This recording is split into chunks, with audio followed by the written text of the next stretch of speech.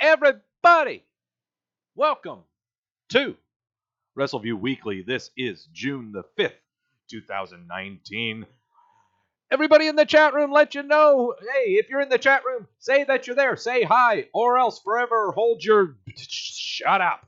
I am Doug Lackey, veteran columnist of Wrestleview.com and co-host of Wrestleview Live alongside Mike Tedesco when he is not sick, covering all the major WWE pay-per-views.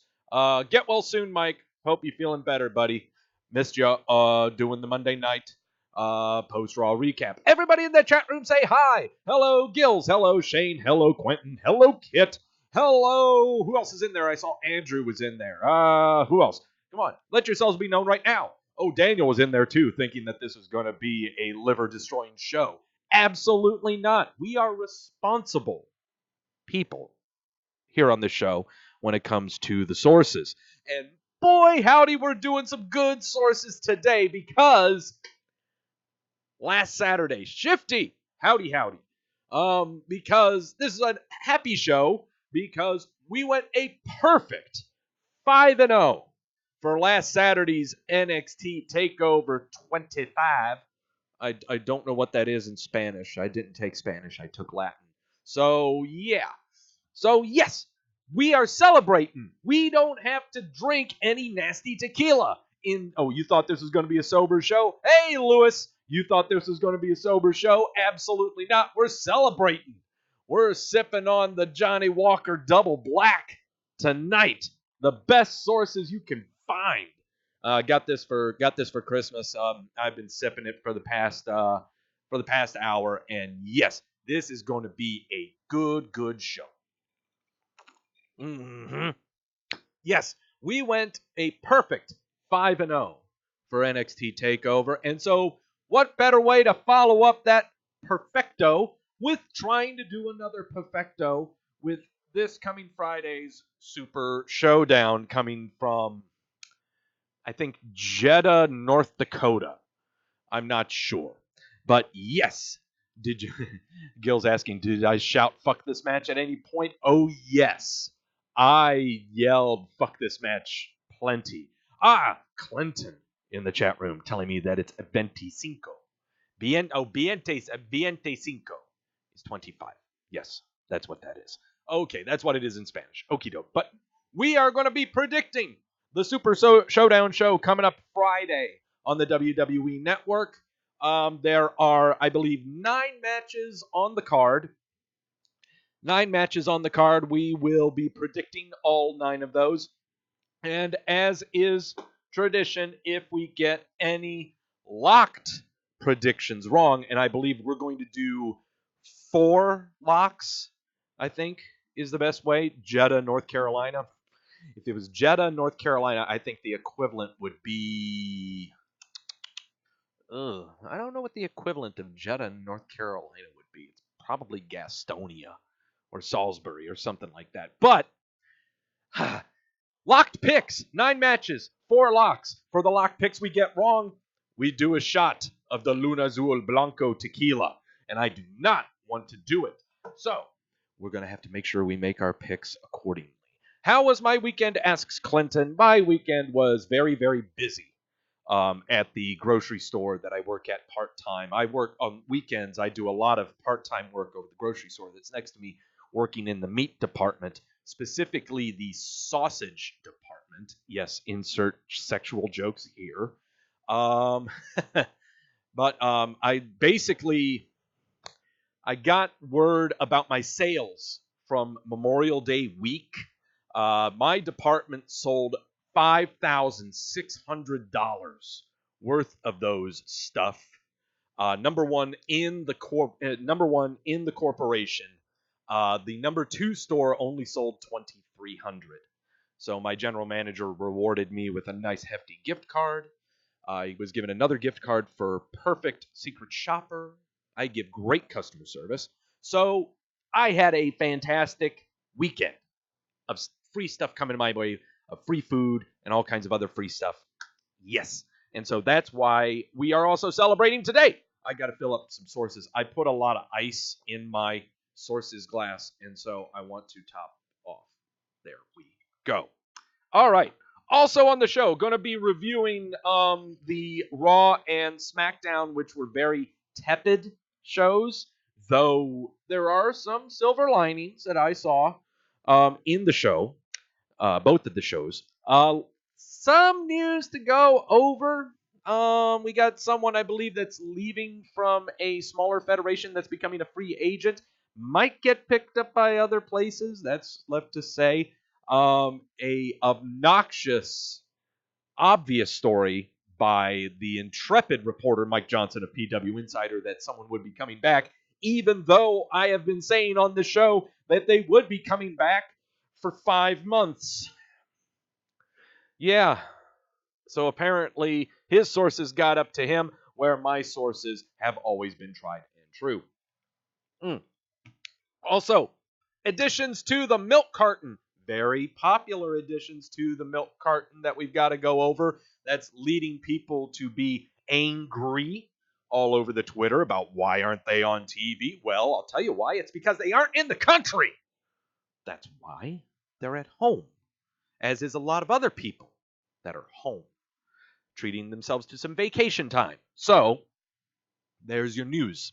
There's your Milk Carton there. And then finally, yes, predicting the Super ShowDown show of the shows. It's going to be a little difficult, I think, to predict the Super Showdown perfectly. I'm going to try. Maybe with your help in the chat room, I can do this. You guys have been very helpful to me when it comes to doing the locks and being smart on the locks, okay? Because I hate tequila. I don't like doing shots of tequila on this show, okay? I would much rather celebrate and drink this great stuff. Yeah. Andrew saying especially the darn Battle Royale.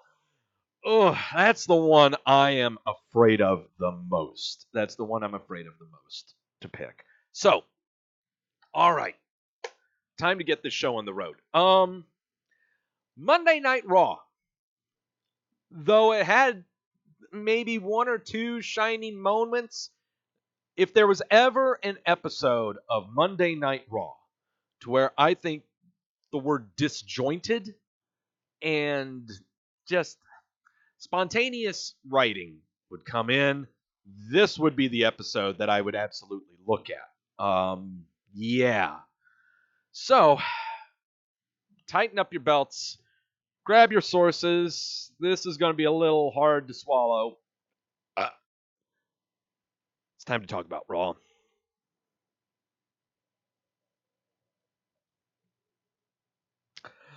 Oh, then June the 3rd, Undertaker returns and Brock Lesnar is supposedly going to cash in his Money in the Bank contract, and look at him smashing Seth Rollins over with the chair. You would think that he would want to cash in the Money in the Bank after beating Seth Rollins to a pulp with a chair and kicking him in the nuts and doing all kinds of things, but we'll find out here soon enough. Roman Reigns is making his way to the ring to talk about Shane McMahon and outcomes. Before that even says a word, Shane McMahon comes out and talks about how he's great and how he's going to make Roman Reigns tap out. Drew McIntyre then makes his way out of the stage after Roman Reigns gives his rebuttal. And yeah. And so we open up the show with a 6-man tag of the Usos and Roman Reigns facing off against Drew McIntyre and the Revival. The Revival would jump Roman Reigns from behind to get this match started. As always, as is tradition, we always say the Usos going wee over the top rope to take out the Revival. This is a wee paint by the numbers 6-man tag. We'll just go ahead and say that. I think it is also safe to say that the wild card rule is basically called the Roman Reigns is on both shows rule, because that's what it is. Ever since the wild card rule has been implemented, Roman Reigns has been on every show. Seriously. There is no such thing as, brand specificity. There is no such thing. Yeah, Roman and Lacey. That's right. CJ. I'll call you CJ from here on out. Yeah, Roman and Lacey have been on both shows ever since the wild card rule has been implemented. So, yeah. It's called the Roman and Lacey are on both shows rule, is what it is. Yep, just basically a paint by numbers 6-man tag. Roman getting his filthy mitts on Shane McMahon before taking the boot from Drew McIntyre, the Claymore dropkick. Call it the Burden rule. Yes, Quentin, that's what we will call it, the Burden. The Burden rule. After the match, Revival hits Reigns with the Shatter Machine, and then Reigns gets up for McIntyre to deliver another Claymore dropkick, and then Shane gives him a spear. And yeah, that's how the thing ends. Yeah. Does this get you excited for Roman Reigns, Shane McMahon? Absolutely not. It's just a typical match. There's nothing wrong with that. Undertaker is going to be out later tonight to say words. Triple H and Randy Orton are going to look at each other face to face. And Bork is supposedly supposed to be cashing in his contract. Coming up next, after we say hi to Lance Armstrong and Matthew McConaughey, there at ringside with a bunch of kids wearing weird, goofy hats. We're going to have Seth Rollins saying words because it's a Miz TV segment, and the Miz's guest is Seth Rollins. Seth Rollins says things about the Bork cashing in. Karen Borbin comes out, says that you need to keep your head focused on me. We go backstage. We see big black car pull up. It's Bork. He's almost about to make his way on over to the gorilla position, but instead he makes his way to the locker rooms. Faint. So there you go. Nothing's happening there. Lucha House Party making their way to the ring. They're going to be facing Lars Sullivan in a handicap match coming up on the Super Showdown thingy on Friday. There's Lucha House Party was supposed to have a tag team match, but instead Lars comes out and tries to do his thing against them, but nope, all three of the Lucha guys drop kick him out of the ring. So yeah, we are going to get that at Super Showdown. I saw earlier that the comment for predicting Super Showdown would be pick all of the baby faces to win. When it comes to that 3-on-1 handicap match, I'm not so sure, but we'll get to that in a little bit. We go backstage. We see Nikki Cross standing with next to the Iconics, and the Iconics are making fun of her. Alexa Bliss comes up and asks what's your problem. Bliss invites Nikki Cross to go have a coffee. Bliss says that she knows that Nikki has been getting close with Becky Lynch, and no one can stand her. Cross says that her and Bliss are friends. Bliss says that she appreciates that. Since they're friends, she'll be in Cross's corner for her match against Peyton Royce. So, yeah. Rey Mysterio is going to be relinquishing the U.S. title later on in the show. And Braun Strowman and Bobby Lashley are going to have an arm wrestling competition. The Raw Women's Champ Becky Lynch is making her way to the ring to talk about WrestleMania again and talk about stuff. Lacey Evans comes out and talks about how she helped Charlotte defeat Becky, and then Charlotte comes out and talks smack about Lacey Evans. Lacey Evans talks smack about Charlotte, and so we're going to have ourselves Charlotte versus Lacey Evans is what we're going to have. The promo itself, the segment itself just stunk to high heaven, shown once again that Becky Lynch is just not that good at promo delivery or anything like that. But I want to talk about this match, about Lacey Evans and Charlotte Flair. This has been a match that I've been really, really looking forward to. When I saw the two of them stare at each other during the Royal Rumble, the Women's Royal Rumble match earlier this year, I was looking so forward to this. Whether it be in the form of a program or just a one-off match, this is what I was really looking forward to. And, geez, it started off bad with the match itself starting because Lacey kind of botched going after Becky, going after Charlotte.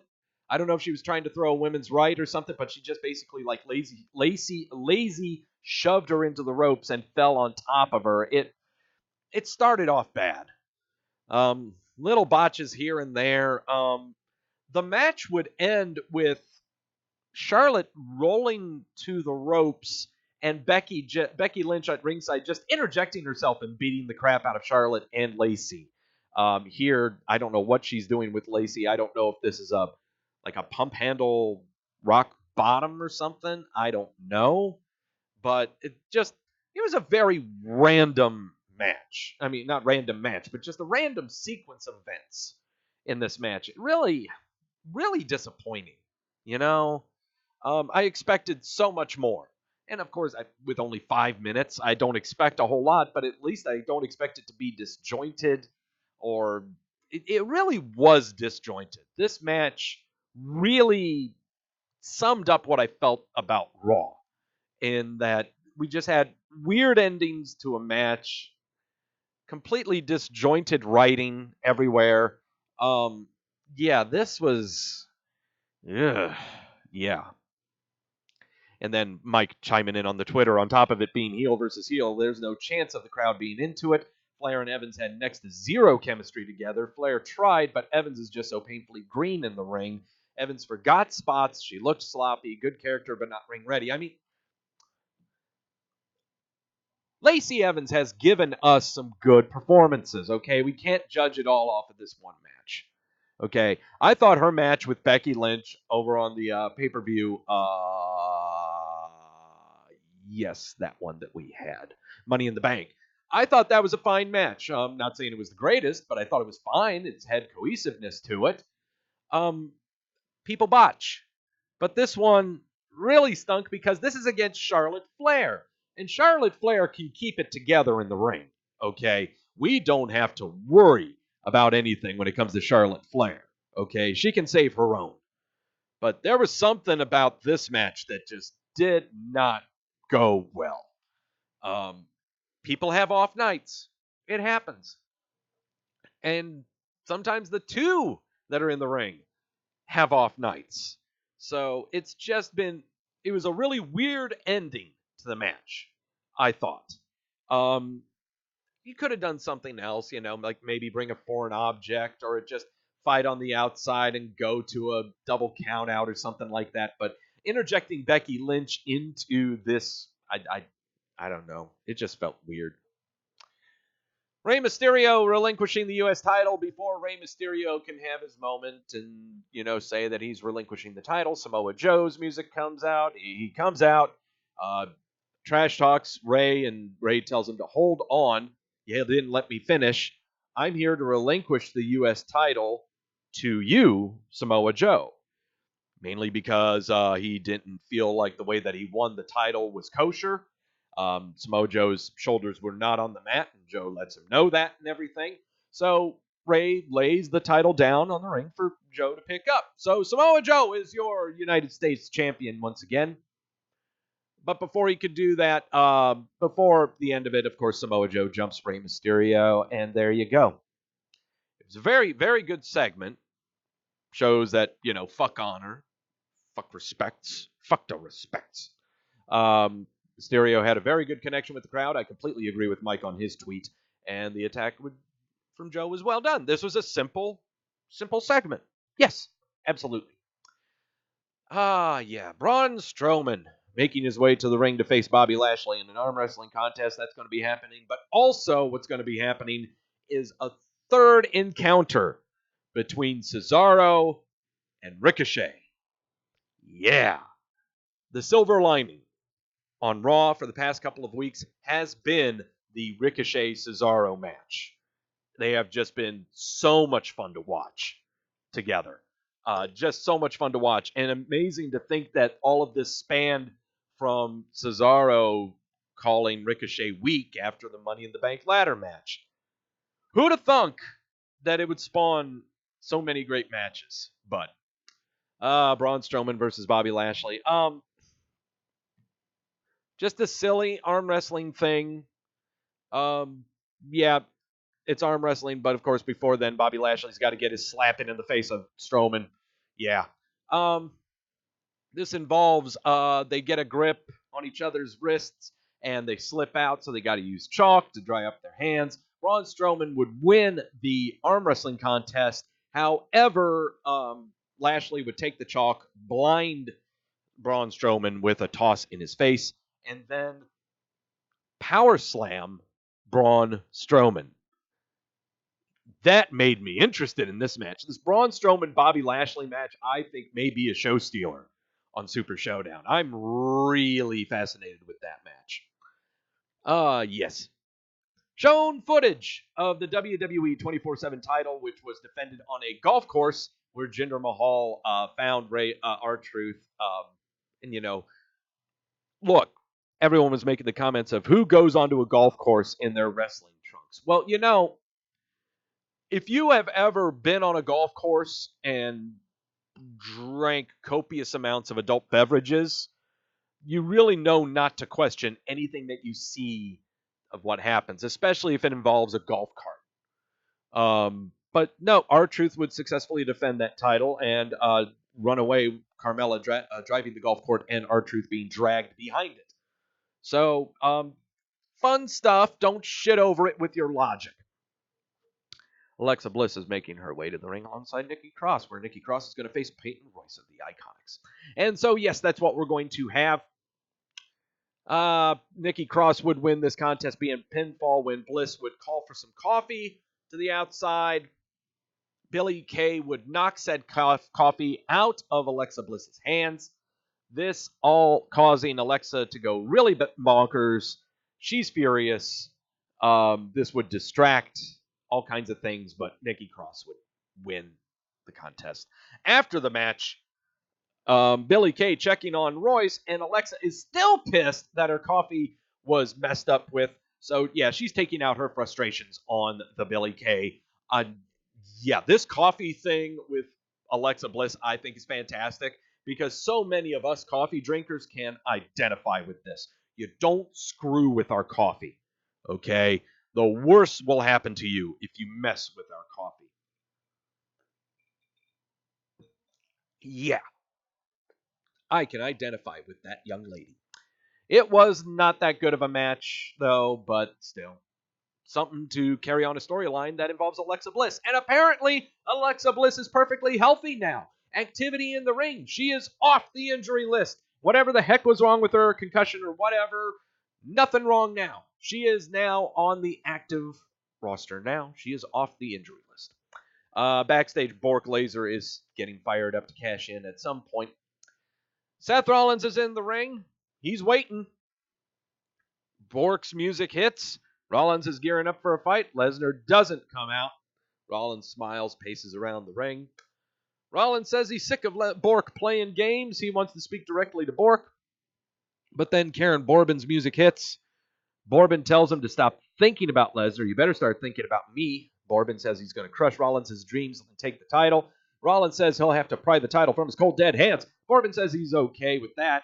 He says he's the guy that retired Kurt Angle, and he has no problems retiring Rollins' ass, too.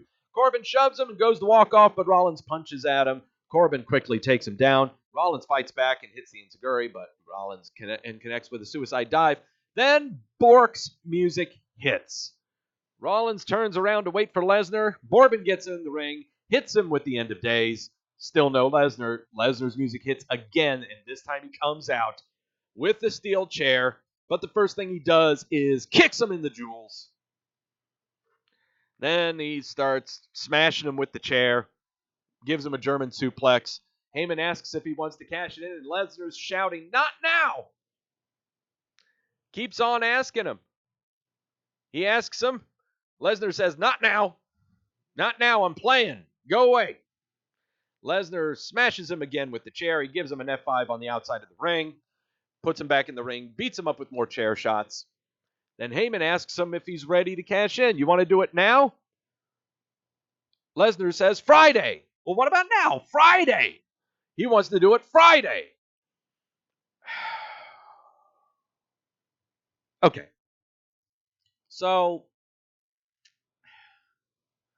let's go ahead and backtrack a little bit. YouTube videos came out last week regarding Stephanie McMahon and people in the WWE angry how Lesnar has disrespected the honor and privilege of the Money in the Bank briefcase. Then, in turn, Paul Heyman released a video saying that Lesnar would cash in said contract on this episode of Monday Night Raw. So first off, those videos that we had last week of Stephanie and Heyman trying to get everyone's damnedest attention to pay attention to this episode of Monday Night Raw. We get it. We're trying to be sold to, you know. Then this happens. He beats the crap out of Rollins. We're expecting it, but we don't get it. Instead, he says that he wants to cash it in on Friday. So, how many times are we going to be hearing the cries of wolf? How many times? Do we think it's going to actually happen on Super Showdown? Do we think that the cash-in actually happens?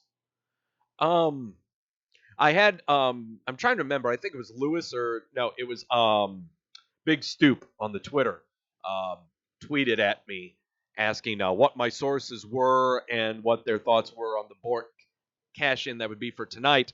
I said my sources at that time were Captain and Coke, and they were telling me that he would be there. There may be a cash-in, but it won't be followed through.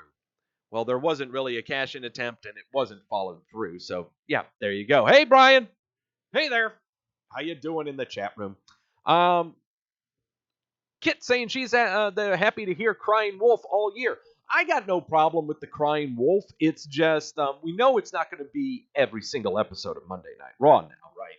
I mean, we can't expect Lesnar to be at every single episode of Monday Night Raw, right? That ain't going to happen.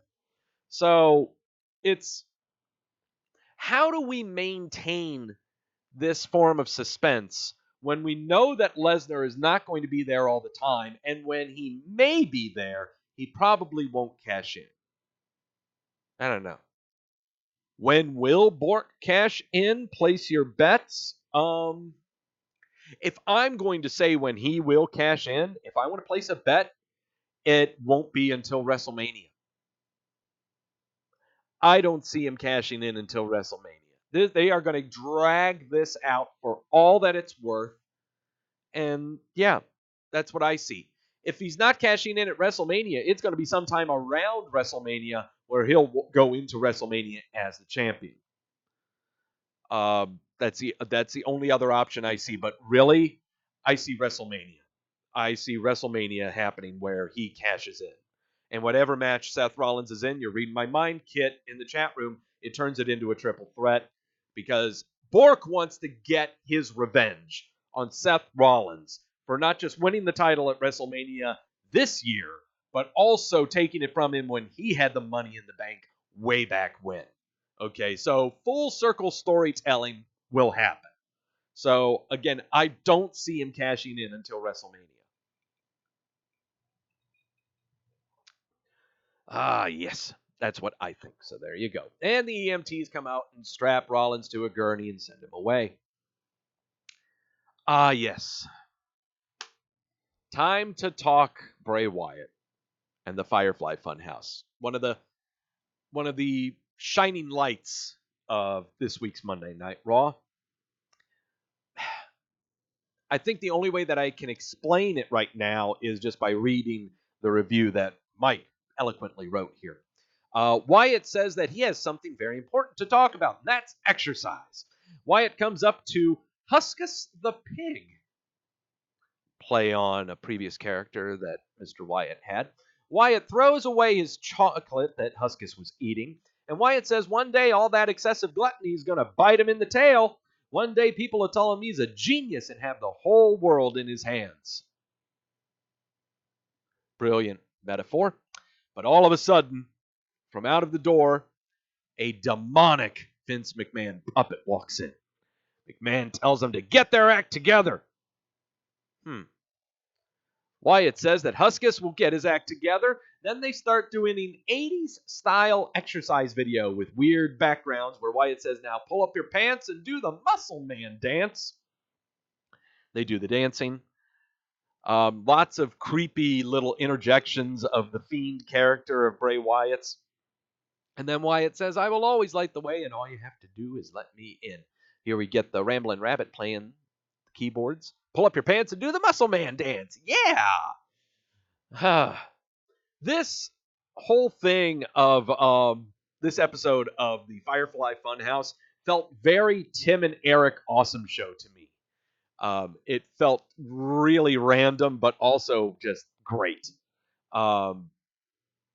First off, this got Vince McMahon's okay to go on the show, so no one should be thinking about any ulterior drama or anything like that.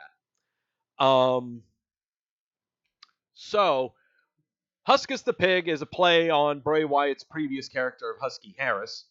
And Vince McMahon, the devil character coming in saying to get your act together, is a play on when Husky Harris, or, Mr. Rotunda, initially started with the NXT competition. And this all might be just a little metaphor from Bray Wyatt and his great storytelling and production about that encounter where McMahon told him you better get your act together and sent him back to NXT. And down in NXT is where he developed the Bray Wyatt character. And yes, worked out and slimmed down and blah, blah, blah, blah, blah. But developed this character to maybe supersede or go over the top of whatever Vince McMahon was asking of him when it comes to physicality, when it comes to physique and that kind of thing.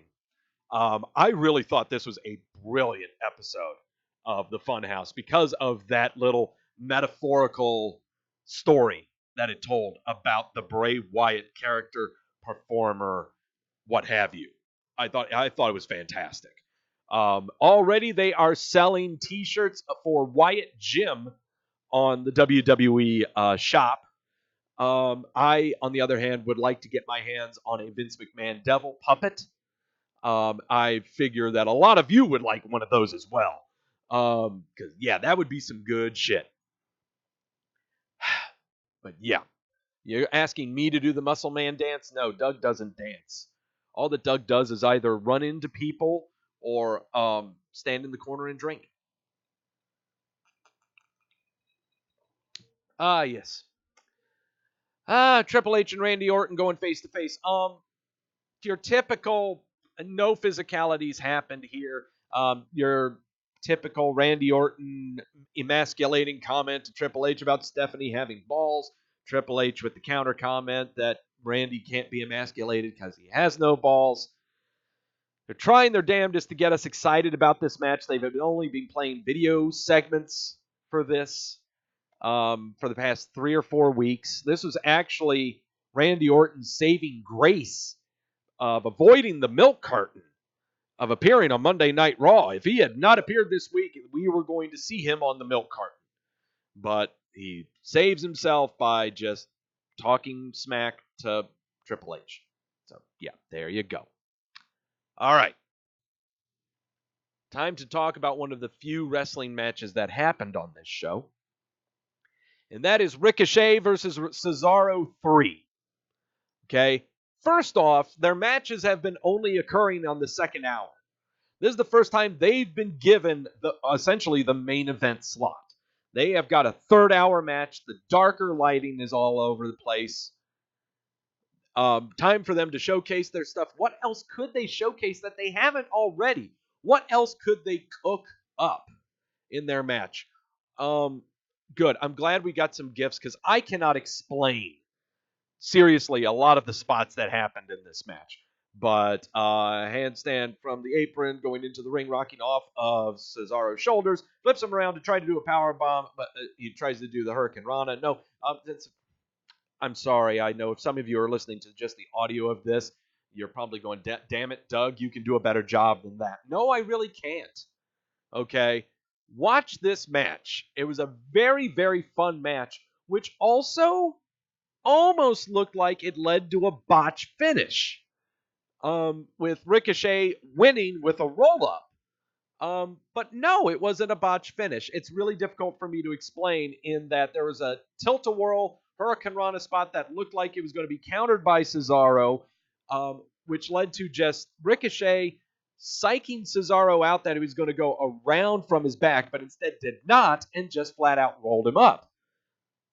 Fantastic finish to this match, which has been just chock full of spots and counters and all kinds of stuff.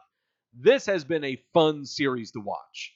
And I can only imagine that this may lead to the two of them being in a tag team. I'm just putting it out there. Yeah.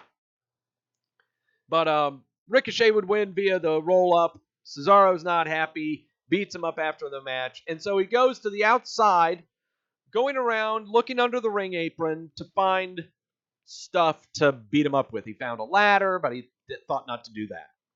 So instead, he starts to drag out a table. And I wish there was a GIF of this that I could show. And I'm not going to fish around for it. But pulls out a table, and lying on top of the table is R-Truth. Just has a grin on his face when Cesaro sees him, like, hi. And suddenly, this unleashes everyone from the Raw locker room to chase after R-Truth. Oh, man. Andrew, how are we going to end up getting... It is how we ended up having Sheamus and Cesaro as a team. Is how we're going to get Ricochet and Cesaro as a team. I think that's going to happen. So, yeah, fun times. Fun times involving the 24/7 title. Everyone who was complaining about it about 3 weeks ago can shut up. Fuck your shit. Fun things are fun. And finally, The Undertaker came out and said his one-liners and everything and said, Goldberg, you're next. So there you go. So that was Raw. What did everyone think about Raw? 57% gave it a thumbs down, and of course it's going to be a majority of everyone giving Raw a thumbs down because, as always, everyone watches Raw and everyone is pissed. So, that was Monday Night Raw. SmackDown, as we all know, is always the better show. It's well written. It holds together better. Nothing disjointed about it. It's never rewritten on the fly. Because some people aren't there for Tuesday nights. And on top of it, it's just such a better show because no one watches it. So, take a sip of the sources. Because some of that was true, some of it was not, because it's talk about the better show. It's time to talk about the Blue Show.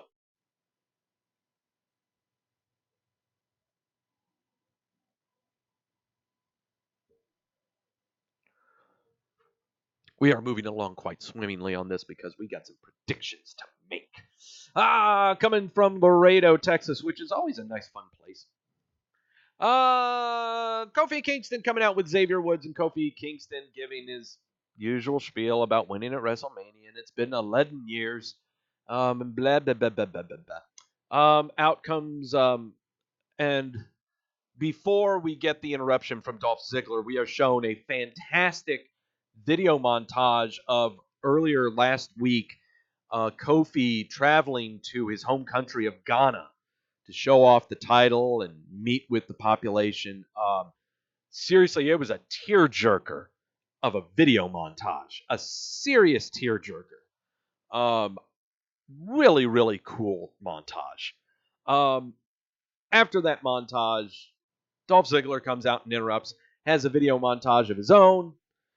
Before he says that, he says that Kofi is an absolute inspiration, and if this were Friday at Super ShowDown, he would be in the ring beating him up, but he respects him too much. His sacrifices and journey, but this isn't about Kofi. This is about why he is the way he is. Ziggler says it's about him. So he shows off a video segment about all the stuff he's won and everything else, why, and says that's why it should have been him. But then Kofi reminds us of December of 2 years ago when Ziggler forfeited the United States title and basically told people, if you wanted something to talk about, here you go. Fans are starting to chant, you walked out. Kofi tells Ziggler that he keeps saying that it should have been him, but if it should have been him, it would have been him. And it could have been him. But when things didn't go his way, he did what he always did. He quit. He walked out. That's the difference between the two. No matter how tough things are for Kofi, he never quit. He's not on himself or his brothers or the WWE Universe, and the fans chanting Kofi. He says he keeps saying it should have been him at Super Showdown, and it won't be. And as long as he's WWE champ, it will never be. This, honestly, was just a fantastic segment between Kofi and Ziggler. Fantastic delivery, fantastic everything. Really wrapping the entire match and their entire thing into a nice little bow, a nice little package for Super Showdown on Friday. Just brilliantly told. And actually making Kofi look a lot better. And we never would think that would happen going against Dolph Ziggler, of all people. Because we know that Dolph Ziggler can annihilate a push. Just ask Mr. Moxley. Hey, Nafisadat! Hello there in the chat room. Let's see. Gil's saying, to be fair, Kofi didn't have a brilliant stand-up career to fall back on. Well, I guess not. No, it's true. He doesn't have anything else to go on. As Dolph Ziggler is walking back up the ramp, Kevin Owens and Sami Zayn are coming out because we're going to have a tag team match of those two going up against Xavier Woods and Kofi Kingston. Paint by numbers tag team match that got themselves 2 commercial breaks. Your winners are Kofi and Xavier Woods when Kofi would hit the TIP on Sami Zayn. Kofi is celebrating. Dolph Ziggler hits Kofi with the super kick. Xavier gets back in the ring to check on Kofi, and Dolph just hits him with a super kick as well. So, yeah, not a bad opener. Not a bad way to start off the show. Not a bad way to get us hyped up for the Super Showdown thingy. Shane McMahon is backstage. He says words about Roman Reigns. Yeah. We're going to have a moment of bliss with Alexa Bliss and Bayley, because I guess Alexa Bliss is part of this wildcard thingy. Brings Bayley out. Alexa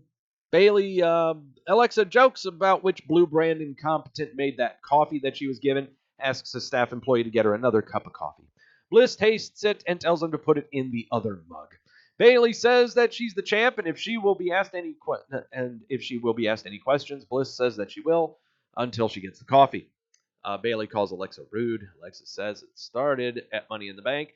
Bayley says it started earlier. Bliss says that she won't argue, but she won the Money in the Bank. She cashed it in and won it in one night.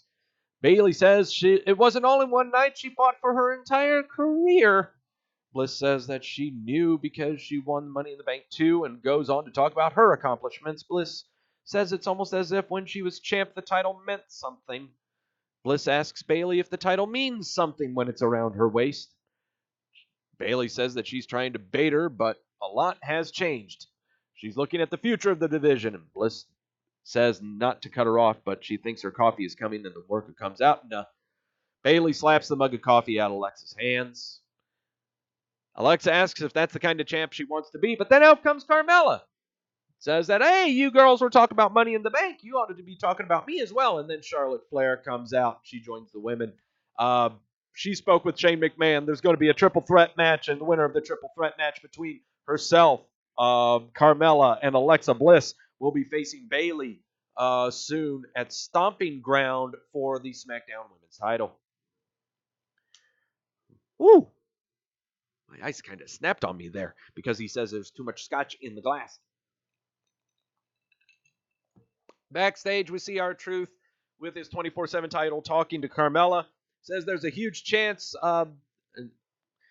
R-Truth says that Carmella has a huge chance tonight, but it's going to be 24/7. He's had to defend that title even on holidays. He's been leaving Shane McMahon messages, waiting on Shane to call him back. Carmella's phone rings. It's Shane. Truth says that he used her phone to call Shane.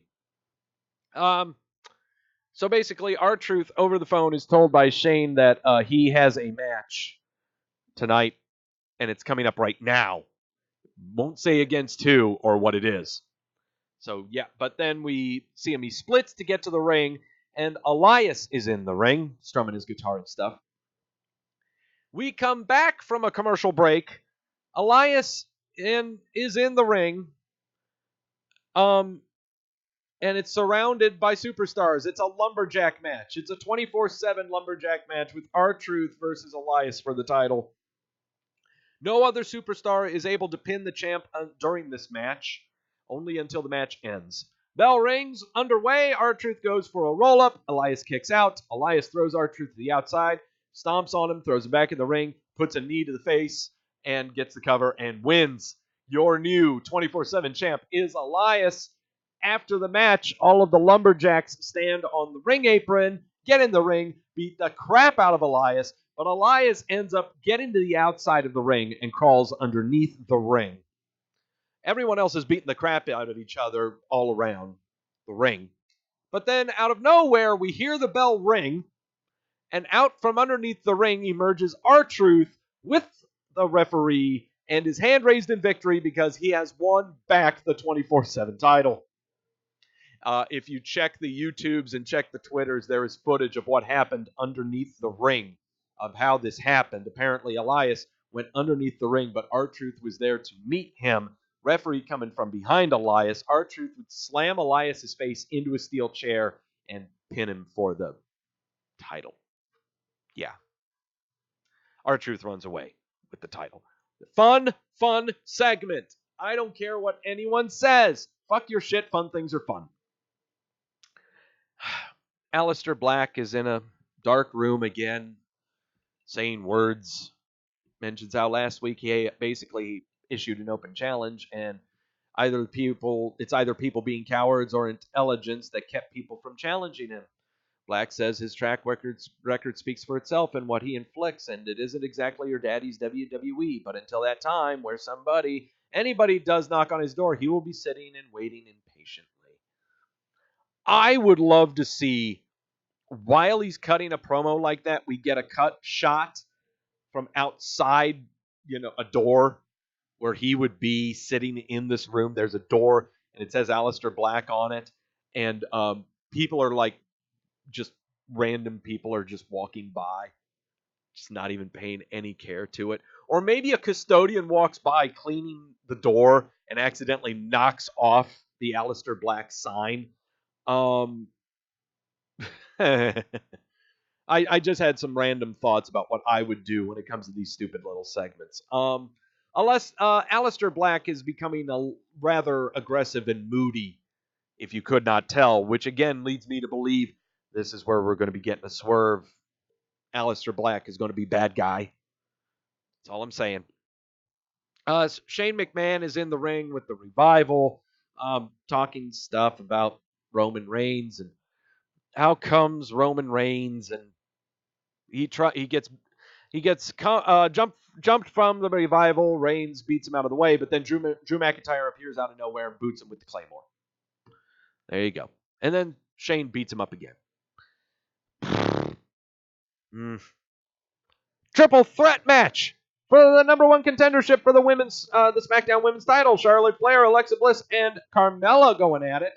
A nice triple threat match. A very, very nice triple threat match, which would lead with Alexa Bliss winning, putting the DDT on Carmella after Rose and Deville came out to the ring to interfere in this match and dragging Carmella out of the ring. They kind of beat her up a little bit. They held Carmella's leg, and then that gave Bliss the opportunity to get her with the DDT. Yeah. I'm kind of just wanting to try to blow through this, to tell you the truth, because I want to get to the fun stuff. I want to be perfect again for Super ShowDown, so I'm trying to blow through this real quick. Kayla Braxton is interviewing Lars Sullivan in the ring. We are given basically a descriptor of his character, is what we're given here. A monologue by him about why he is such a destructive force. Don't call him a freak. Don't use bad words around Lars, okay, is all we're trying to say. I'll let that sink in. Andrade facing Apollo Crews. Sure, this was a wham bam, thank you ma'am. Hammerlock DDT by Andrade, and he quickly wins. Out comes Finn Balor with his music, and he puts the boots to him, but then gets in the corner. Zelina Vega holds Balor's leg, and then Andrade hits Balor with the Hammerlock DDT. This was a quick 4-minute, 5-minute thing to remind you that Finn Balor has a title, and he's having a match with Andrade, but no real mentions about a demon appearing, though there is going to be a demon appearing at Super Showdown. Yeah, that's happening. Finally, security standing outside of Goldberg's door. Goldberg walks out with the security team. Goldberg appears on SmackDown for the first time ever. Standing in the ring, he says words about The Undertaker. A gong hits. Undertaker appears in the ring, stares at Goldberg. The gong hits. The lights go out. The lights come back on. The Undertaker is gone. And Goldberg says, finally, just rest in peace. So, yeah. And that's how you end the SmackDown Blue show. What did we... Yeah, Goldberg without pyro is very weird, Gills points out. There was no pyro for Goldberg. There will certainly be pyro at Jeddah, North Dakota for the Super Showdown show. What did I think of SmackDown Live? I kind of thought this was a very tepid episode of SmackDown, so I'm giving it a thumbs down. What did everyone think of SmackDown Live? Survey, show me potato salad. 69% of the viewers gave it a thumbs up, as is tradition. Because as we all know, SmackDown always is the better show because nobody watches SmackDown. Take a sip of the sources. That's right, Nafis. Super Showdown is happening in Jeddah, North Dakota. Because we have no idea Jeddah where. They haven't said where. I mean, I don't know. I just hope that wherever they're going, I've heard that this place, I hope that everyone sits in their goddamn seat. For once. I heard Jeddah, the seating is incredibly uncomfortable. That's why everyone stands up all the time. And they all wear the same clothes, too. It's like everyone in this arena calls each other before they head to the show. That's enough of the red show and the blue show. It's time to talk some news. I want to make sure my pen is ready so that I can do my predictions that are coming up here very soon. Cannot wait. Take another sip of the sources. These are good sources today. Yes, time to talk some news on the wrestling. And the Kit says they weren't even going to get a beer. I know. They weren't getting anything. No nachos, no beer, not even going. I don't even know if there's a bathroom in that place. Andrew telling me these things are Amish. Well, they kind of look Amish. There sure as hell aren't any buttons on anything that they're wearing over there. That's for sure. All right. Time to talk some news.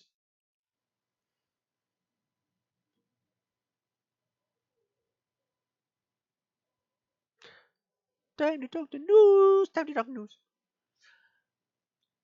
This is the second time that this has happened. I want to say it's been in the past month. I think second time in the past month or month and a half that a Monday SmackDown Live house show was canceled. SmackDown was supposed to have a house show the same Monday night that Raw was taking place in Austin. SmackDown's house show was to occur at Corpus Christi, but it was canceled, and people were afforded a refund.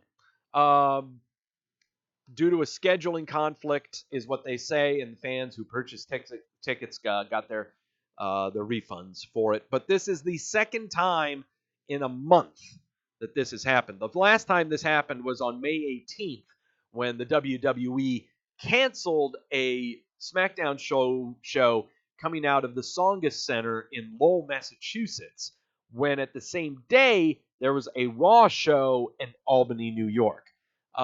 Reasons being, we have no idea. People were claiming that it was because they needed the SmackDown talent for the episode of Raw. Not necessarily. They really should not be doing house shows on the same day that Raw is going on, just as much as they shouldn't be doing Raw house shows when SmackDown Live is going on. They really shouldn't be doing that. They aren't really fiending for money. You don't really need to get the gates, okay? So, yeah, I think they need to ditch this concept, okay? But, again, this is the second time this has happened in the past 3 weeks, no less, okay? So, I don't know. Speaking of scheduling conflicts, the NXT UK Takeover, their second one, taking place in Cardiff, will be taking place on Saturday, August the 31st. Really interested in this one. It's going to be at 3 o'clock Eastern Standard Time, which will be 8 o'clock over there on Saturday, August the 31st.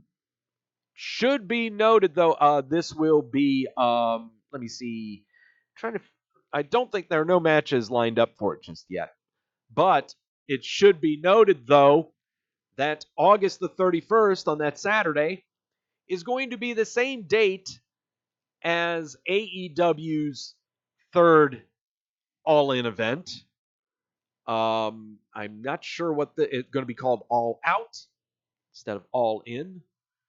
So creative. Yeah, and this led everyone to go, oh my God, it's first WWE versus AEW. Oh my God, it's happening again. Holy crap, they're going against each other. Oh no, it was already scheduled. In fact, Triple H, regarding this, during his Facebook Live discussions, I believe, after last Saturday's NXT TakeOver show, the question was brought up, recognizing that there was some buzz about the UK TakeOver show being scheduled on the same day as AEW's All Out. His response to this, Triple H saying, quote, I will just say this so that everybody in here, contrary to the buzz, the date of August the 31st is a date we have had for a long time. That building has been booked with us in Cardiff long before WrestleMania. We just hadn't announced it because it wasn't the right time. You want to announce something for a brand 6 months out. Obviously, I don't the way I see it, but tonight was the right night to do it. It has nothing to do with anybody else, and to be honest, we will take place live in prime time in the UK and in the afternoon here in the US. It is what it is. I'm really excited that the UK brand of NXT, even with there being time differentials, so that you could watch the show of NXT UK out of Cardiff, and then followed by the AEW show, you would think that this would be a win-win for everyone and that no one would try to start extra drama or anything like that. You would think that this is probably one of the greatest things to happen to wrestling fans in that you can watch these two shows on the same day, back to back. Nope. People got to find ways to add drama. People just stretching for anything they can to try to make this a new Monday Night War when it's going to be so far from it. Ah, yes, news on the mugshot front. On May the 30th, former WWE star Terry Runnels was arrested at a Tampa airport carrying a loaded weapon. That's a winner. Terry Runnels worked for the company of the WWE from 95 to 2004 in various roles. She was arrested last Wednesday, May 29th, for carrying a concealed Glock 9mm handgun. This is considered a Class 3 felony, a charge that carries up to 5 years in prison and up to $5,000 in fines. Runnels issued a statement on Twitter stating that this was a genuine accident. She claims she keeps the handgun while at her mother's house to shoot armadillos and other animals that attack the chickens and ruin the property. She says she simply forgot that she had the weapon in her carry-on luggage.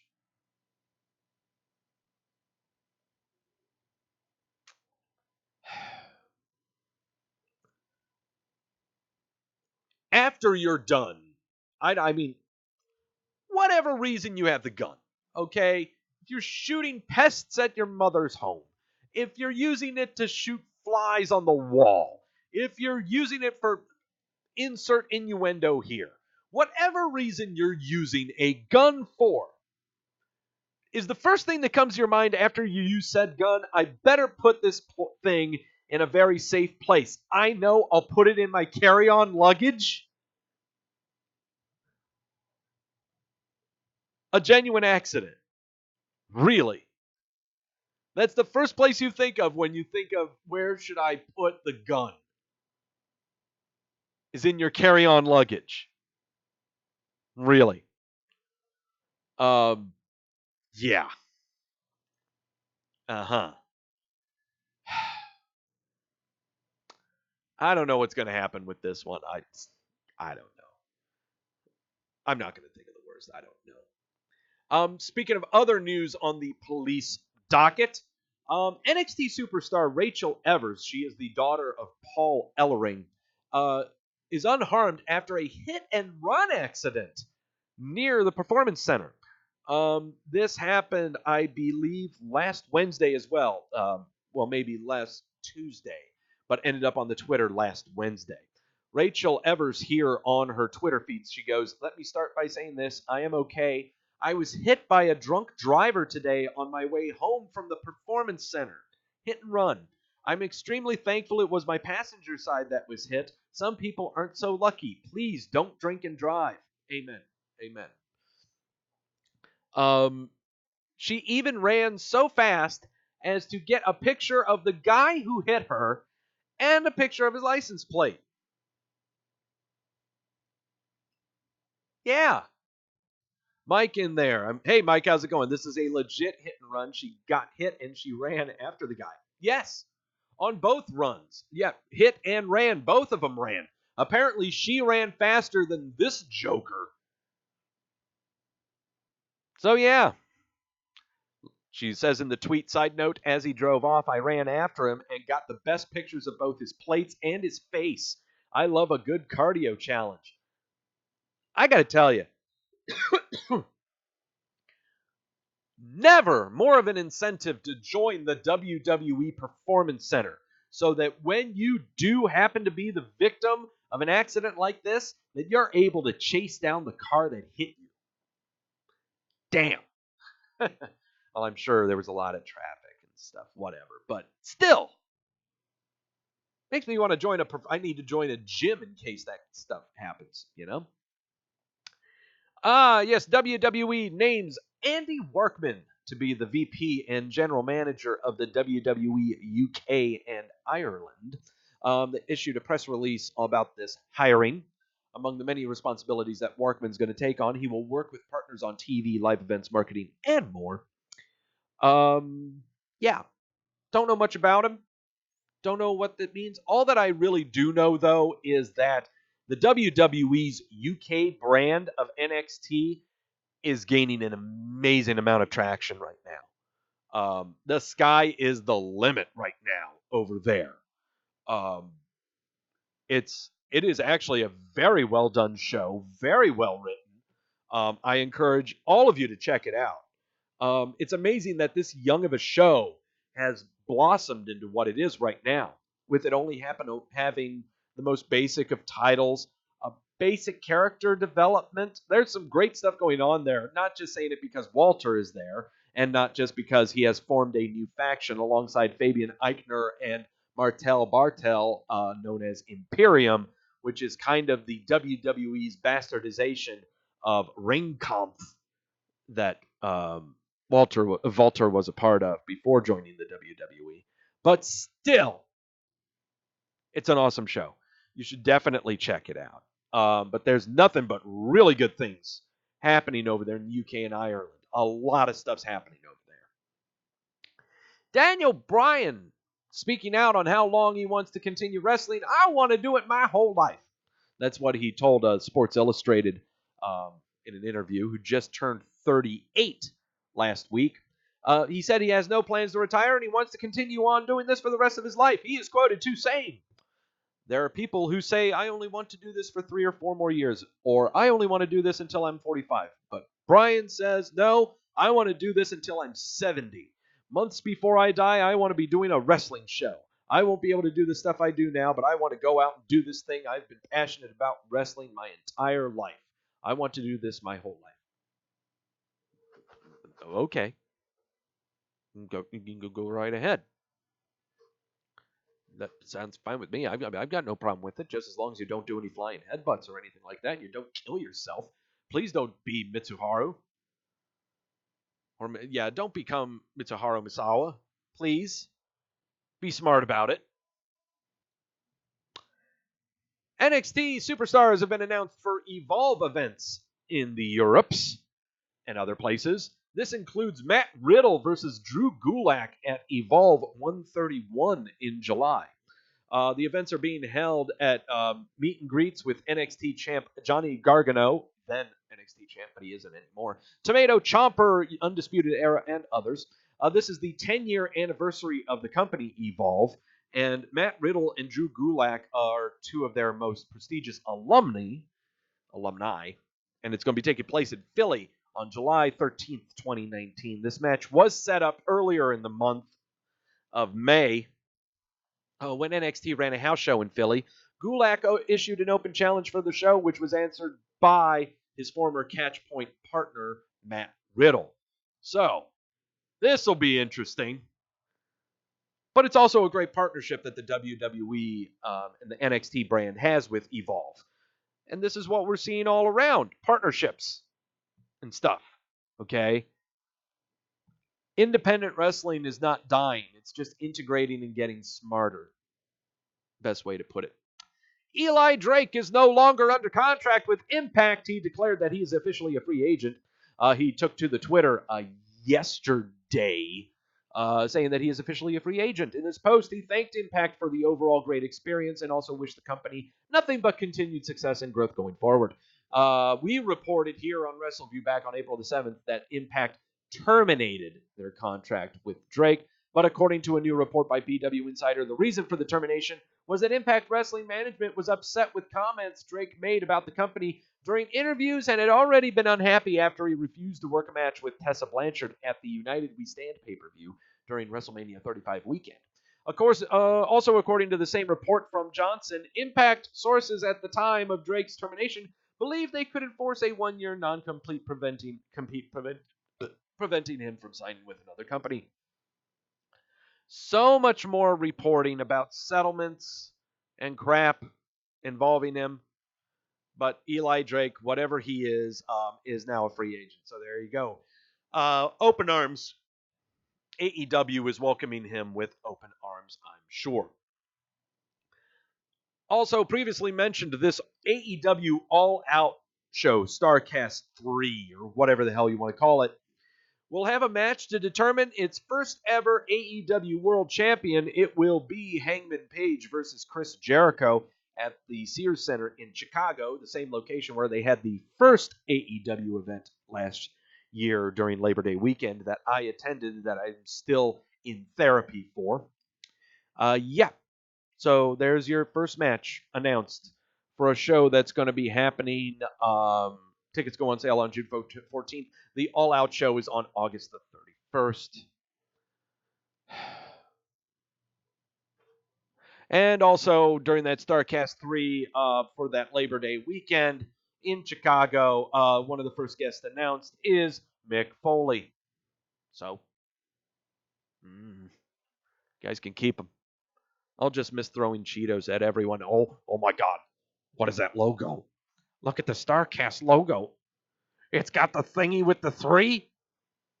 That looks like something on a t-shirt I saw. That looks like something that a guy who likes comic books like I do. CM Punk. Yeah. Just leave it at that. Yeah. I mean, if that's what you like, go ahead. I'm not gonna fuck with your shit, okay? Fun things are fun. It's just, it's getting old.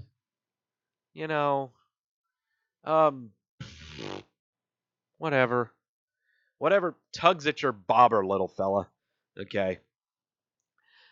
That is the news. Let's talk a little bit about injuries. On the obvious news front, it's reported by the, again, ever intrepid Mike Johnson, a PW Insider, that the former WWE Raw Tag Champs AOP are scheduled to return to in-ring action this month of June. No shit. According to the same report, when AOP returns, they are scheduled to appear on SmackDown Live events. Wherever! It doesn't matter. This will be their first live event since Akam, or his name is Sonny Dinsa, underwent surgery on his knee this past January. So, yes, AOP is coming back. I've been saying they're going to be coming back because Akam has been injured, projected to be coming back in May. Holy hell, it's June now. My sources are better than theirs.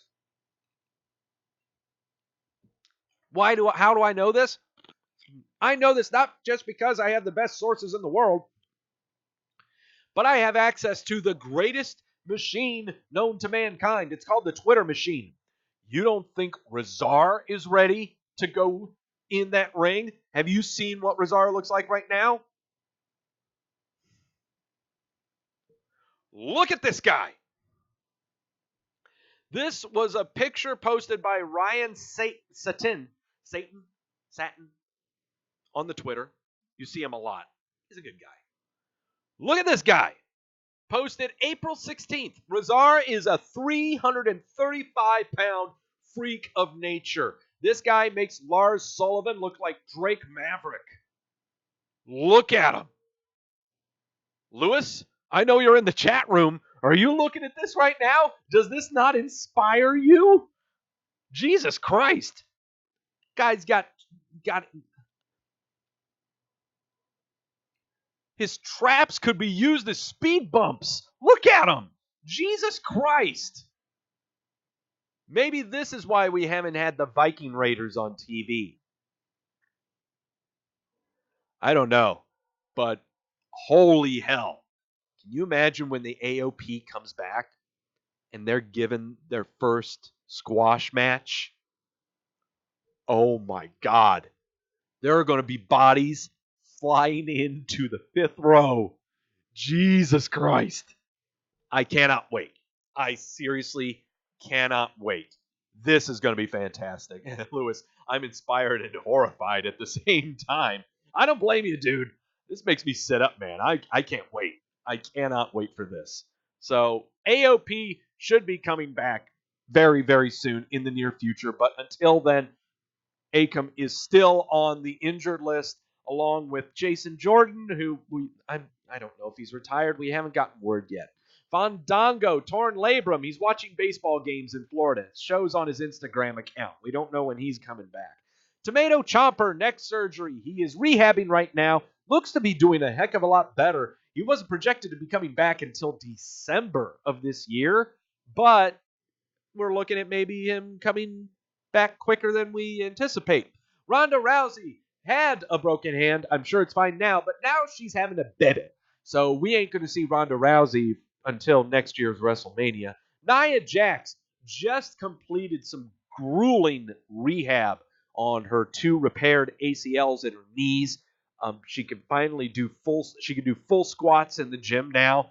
The rehab pace is quickening with her, but she's still slated to return for Royal Rumble of next year. We're still trying to be very conservative with it.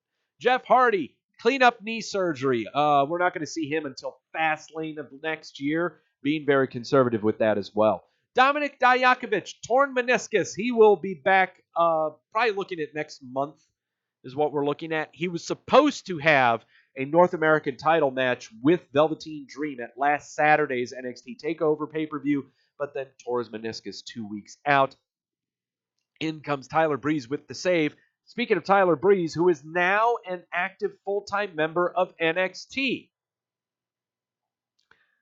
Before I start bragging, Ruby Riott, bilateral repair on her rotator cuffs on both shoulders. She is not going to be back until the Royal Rumble.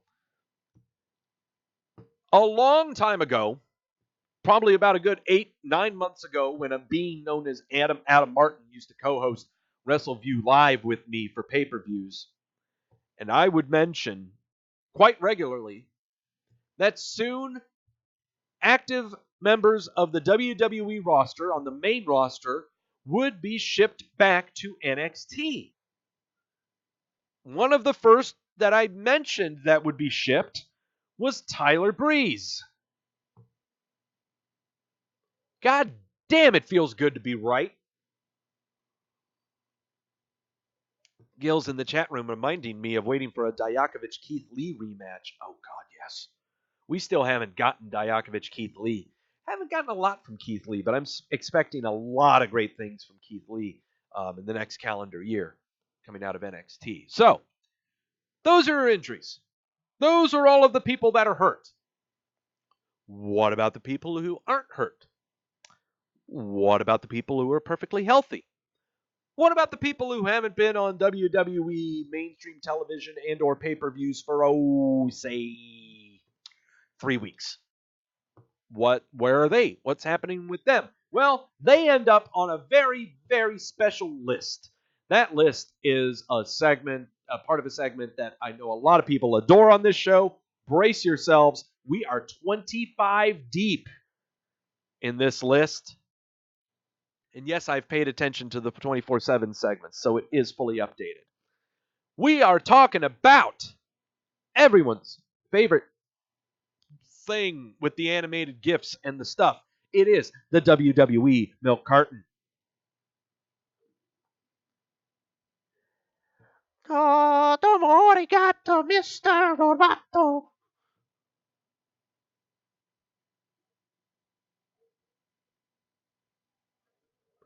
Welcome back, Asuka. Welcome back, Asuka, to the Milk Carton. Long time no see. We have not seen Asuka on TV since May the 14th, when she and her Kabuki Warrior partner Kairi Sane faced Sonya Deville and Mandy Rose. So, welcome back to the Milk Carton, Asuka. Oh boy. When are we going to see them again? I have no clue right now. They are right now in Japan, part in Asia. I believe they may be in Singapore. At least I know that's where a lot of Asian talent is right now for the WWE in the main roster. They are in Asia right now doing PR stuff and also just on vacation. They're on vacation is what it's looking like. Guys, I don't know what's going to happen with these two because right now the tag team stuff that's going on has kind of been put on the kibosh. The tag team titles have really been used just to augment other individual talent like Becky Lynch, like Nikki Cross, like Lacey Evans. We have yet to see another tag team really emerge to want to go for the tag team titles. At least we haven't seen one in 3 weeks. Heath Slater. We haven't seen Heath Slater since May the 6th when he was involved in a segment involving Rey Mysterio and Samoa Joe. I think he was talking with Rey Mysterio or something like that. Saying hi or something. I don't know. But yeah, that's the last time we've seen Heath Slater. The Viking Experience or the Raiders or the War Raiders or the War Machine or whatever the hell you guys are. We haven't seen them since that May the 6th episode of Monday Night Raw where they faced Kurt Hawkins and Zack Ryder in a non-title match for the Raw Tag Team titles that have not been on television for over a month. Well, what about Hawkins and Ryder? Why aren't they on the list, Doug? Because they were backstage on a May 20th episode of Raw saying hi to Mick Foley when he introduced the 24/7 title. So, yeah. This is stupid. This was a waste of time to call these guys up. That was a complete waste of time. I don't know what the hell they've got planned for those tag team titles on Raw. Just as much as I don't know what they've got planned for the women's tag team titles. I don't know what's going on with writing right now when it involves tag teams. Tag team wrestling has gone down a ton for the past 2.5 months when it used to be the backbone of SmackDown. So, yeah. Chad Gable. Haven't seen him since an April the 23rd match with Jinder Mahal that was interrupted when Lars Sullivan came out and destroyed the two. Jinder Mahal is too busy trying to get the 24/7 title while Chad Gable is lost in the bathroom or something. I don't know. Lana. Haven't seen her since she was at ringside for I believe it was a non-title match between Kofi Kingston and Shinsuke Nakamura on April the 23rd. And Rusev was sitting alongside with her as well. And also Shinsuke Nakamura has not been seen since that match either. What are they all doing? Lana and Rusev are just having vacation right now, is what they're doing. I would not be surprised. I expect them to be on TV again very, very soon. Nakamura is on vacation in Asia. If you look on his Twitter account, like last week, he was taking pictures in Singapore. He's just enjoying life right now and taking some time off. Everyone on Twitter was going bonkers that it's been 6 weeks since we've seen this guy and that it's a complete waste of time when, guys, people need a break. People need a break. Yeah, Rusev's tweeting, Gills. Yeah, that's right. Rusev's tweeting, but he's on vacation. I know he's tweeting, but where is he? What is he doing? Well, he's just living life. Can't we all just live life? Alicia Fox. Haven't seen her since that botcherific April the 22nd match against Becky Lynch on Monday Night Raw. We're going to expect to be seeing her papers soon. She can go back to living on an island with her hippie musician boyfriend and getting stupid. That's what's going to be happening there. Yeah. Kurt Hawkins. I'm sorry. You're not Kurt Hawkins. You're Buddy Murphy. Holy shit, that's how bad this is. Buddy Murphy, on April the 16th, Superstar Shakeup on SmackDown, gave us the monologue that he was the best kept secret of SmackDown. Well, he's a really big fucking secret because he has yet to show up on SmackDown. He's not even running after for the 24/7 title. What the hell's this guy doing? What's going on here? Buddy Murphy made an appearance on Aleister Black's Twitter. Well, that's the Twitter. Yeah. Leo Rush, insert all of your gossip here. Last time we saw him was the April 15th episode of Raw. That was the Superstar Shakeup show. He was ringside for a 6-man tag. Have yet to see him come back. Don't know what's going on with him. He does have a booking with, I believe, MLW or somewhere. I think it's a MWC or something. It's his alma mater on the independent wrestling scene. He has accepted a booking from them just to sign autographs. So, don't know necessarily what's going on there. Liv Morgan. She's too busy. Well, first off, we have not seen her since April the 15th. But she's been too busy tweeting pictures being cute around SmackDown, backstage, and on a ramp and in a ring and stuff like that when she's not really doing anything. Word was going around that she had injured her toe or something, but we never heard any confirmation regarding that. So until then, she can just keep on taking sexy Instagram pics if she wants to. Sarah Logan, we have not seen her as well since April the 15th. These two were ringside during the match between Becky Lynch and Ruby Riott. Yeah. Sarah Logan, I don't know why she hasn't been on TV. I don't know what's going on here. She's part of the Monday Night Raw roster, but again, it doesn't matter. None of it matters.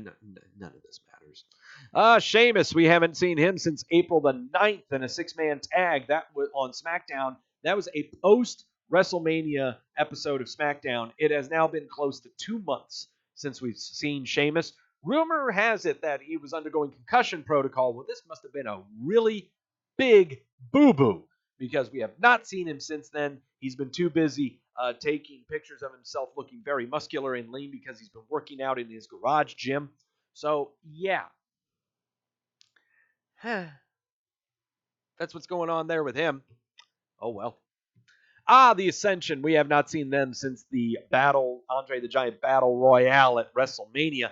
They are not going after the 24/7 title. I don't know why. Harper, haven't seen him since the Battle Royale. Why he isn't with NXT and being on NXT TV, I don't know. Mickey James. She's too busy trying to get a hashtag called Milk Carton going on the Twitter. Haven't seen her since the women's battle royale at WrestleMania. Whatever. Don't know what the hell she's up to. She's just still trying to be sexy and everything. We have the meats. Rhino, haven't seen him since the Battle Royale at WrestleMania. He's probably going to be calling it quits here soon and retiring. Sasha Banks. She's been taking a very, very long vacation. Haven't seen her since the four-way tag match for the women's tag team titles at WrestleMania. That was April the 7th. We're getting close to 2 months now. Don't be surprised to be seeing her coming back. Sometime, I would say, around the Stomping Grounds pay-per-view, she might do a little run-in on Bayley. Kind of throwing it out there. Killian Dane. Haven't seen him since a 3-on-1 handicap match on SmackDown back on April the 2nd. No word if he's actually part of the NXT UK brand right now, but he's married to Nikki Cross, so you'd think that he would be making appearances on Raw, but he's part of the SmackDown brand. So what's going on there? Have no idea. So, yeah, still haven't seen him. Primo Colon. Haven't seen him since March the 26th in a segment involving Shane McMahon and The Miz that was going to be leading up for WrestleMania on an episode of SmackDown on March the 26th. Should be expecting him to retire soon, is my guess. He'll make a fabulous coach or fabulous agent or even working over at the South American division for NXT. Rizar, that jacked 335-pounder that I showed you earlier, he hasn't been seen since February the 4th in a segment involving him being angry that Apollo Crews really liked Kurt Angle. Never saw a match come to fruition from that. He will be returning with AOP this month. I've been saying it forever, but now that PW Insider and Mike Johnson agree with me, it is now definitely so. And finally, to end the carnage, the stalwart of the milk carton. He is a true specimen. He is a legend in many areas, but more importantly, he's a legend on the milk carton. Have not seen him since Survivor Series, since November the 18th. We are approaching 7 months. We're approaching 7 months since we've seen him. And that would be Epico Colon. Don't know what's going on there. Probably the same route with Primo. Ship him on over to South America. Be an agent, be a coach, do whatever. But we might see them at Super ShowDown.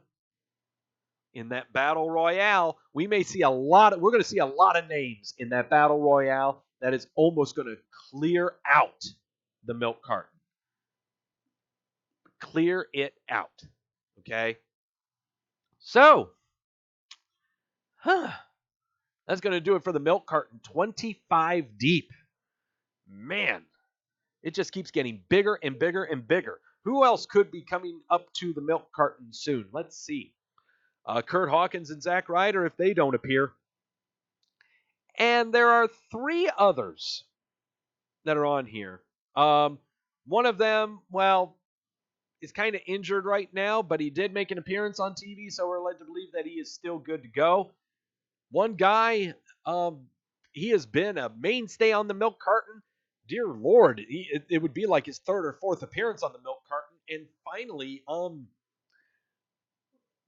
kind of a big name could be appearing on the milk carton soon. Yeah. He's had some good matches. He was injured earlier in the year. If he doesn't show up, this is where he's going to end up. Yep. That's going to do it for the milk carton. Okay. I got my paper. I got my pen. I am good to go, ready to go here. Before I go, before we get on to the predictions, I hope you guys don't mind. I need to run and slam some more ice in this glass because I am going to need some confidence boosting and some great sources for making the predictions for the Super ShowDown pay-per-view that's coming up Friday afternoon or night or whatever. It's being broadcast out of Jeddah, North Dakota, so I don't know why in the hell it's being on so early. I mean, it's only Central or Mountain Time, so I don't know why, but okay. Yes, I am going to go get some more ice. You guys sit tight. It's not going to take me long. It's only going to take me a minute. Just chill out. I need some more to drink. I've got very, very dry throat. In the meantime, enjoy this random gift that's going to be playing. I can't remember what it is. I'll be right back.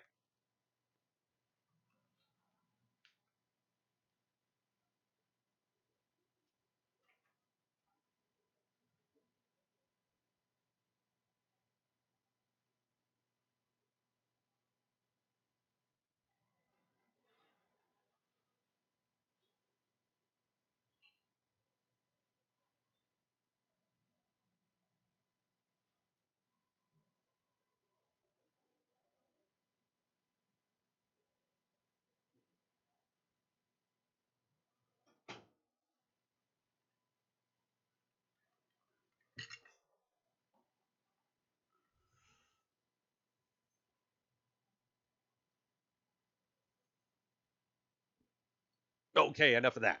All right. All right. Time to do this. Time to do some predicting. 9 matches, 4 locks. Here we go. Super ShowDown.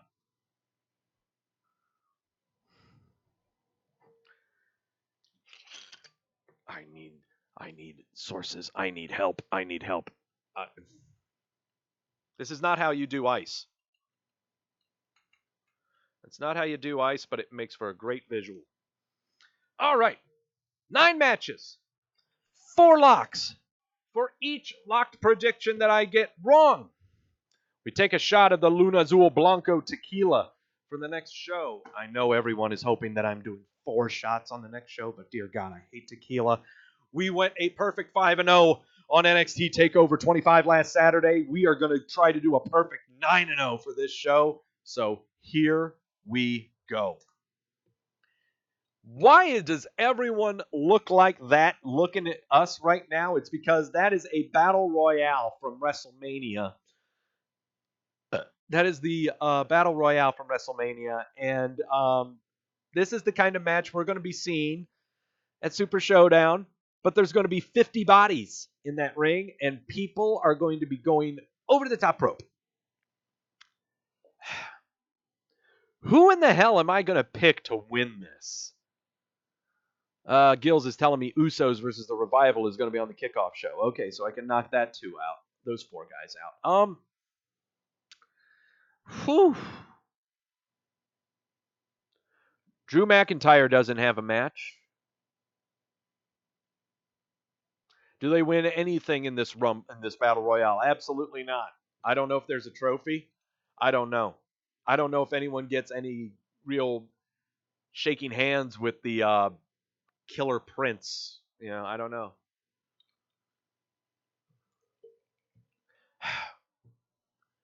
$50 bodies in that ring. Could it be someone who's not even on the roster? Could it be an alum of some kind? Well, it's not going to be Sami Zayn or KO. It's not going to be John Cena or AJ Styles. Huh. I know Drew McIntyre doesn't have a match. He's the first name that comes to my mind.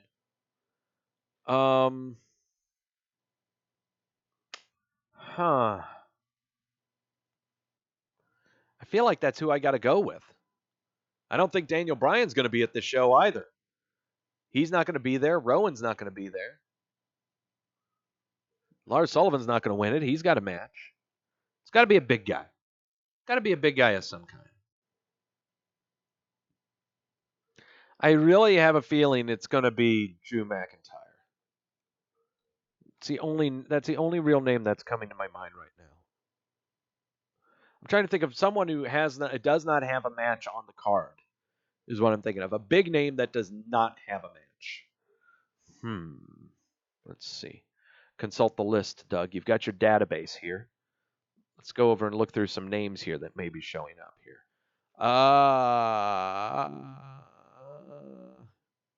EC3. No. No. Yeah, Drew McIntyre is the big one right now that's on my mind. Because I really, unless they have Bray Wyatt making an appearance, I don't know. Xavier Woods, maybe, says Daniel. I don't know about that. Oh boy. Let's see. No, that's Samoa Joe. Yeah, Samoa Joe could. Ricochet. Um, yeah, I think those are the big names I'm looking at right now. Is Drew McIntyre, Samoa Joe, Ricochet. Yeah, those are the names I'm looking at. Well, I know I'm sure as hell I'm not locking this. Does it really matter? No, it doesn't matter. McIntyre. McIntyre's going to win. It's the first name that came to my mind. So there you go. I'm taking McIntyre in the Battle Royale. Yeah, a Royale with cheese. All right. 3-on-1 handicap match. Lucha House Party. Lince Dorado, Gran Metalik, and Kalisto against Lars Soyevan. Oh wait, he's not Mexican. It's Sullivan. Okay. All right. 3-on-1 handicap match. Now, normally in the Super Showdown or any kind of exhibition event, you would be saying to yourself that all the faces are going to win, right? All the faces win. So you're telling me you're going to have the Lucha guys go over on Lars Sullivan? Ugh. I don't know if I can do that. I don't think I can do that. I'll take the guy without a Twitter account on this one. Yeah, I'll take Lars on this one. Do I lock it? I am not confident in locking this one either. I just can't. I really cannot lock this one. I feel weird things are going to happen, though. It's not really storyline based. It's just been Lars destroying them, so there's nothing that can really come from it. This may be the end of this program, but I'll take Lars. I'm taking Lars, but I'm not locking it. Take Lars, but I'm not going to lock it. Braun Strowman, Bobby Lashley, regular match. This is a match I am kind of looking forward to. This is going to be a fun one. Good, fun, hard-hitting one. Very scientific match.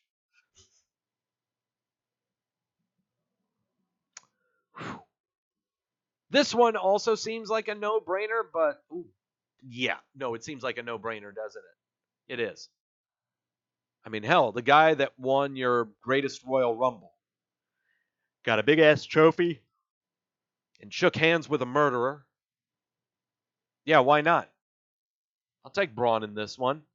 Absolutely. I'll take Braun and I'll lock it. Yeah. Taking Braun, gonna lock it. Take Braun, lock it. That seems like a no-brainer to me. Yeah. Roman Reigns, Shane McMahon. This seems like a no-brainer, doesn't it? Oh, man, is it going to hurt if I'm wrong? Oh, boy. All the faces win. You've got to have Roman Reigns win this, right? Right? You got to have Roman Reigns win this.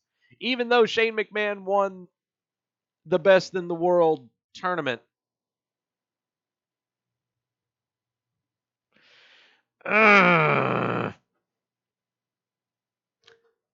Drew McIntyre's going to run in.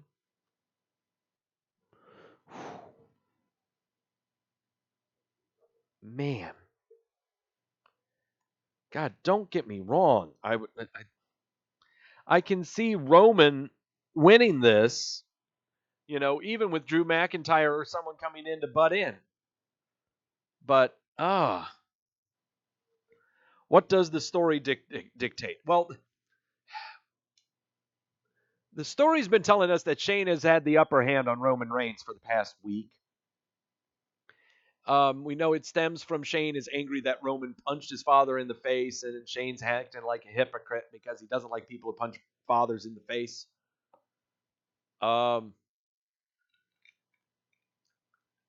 Is this over or will it continue? Asks Grash.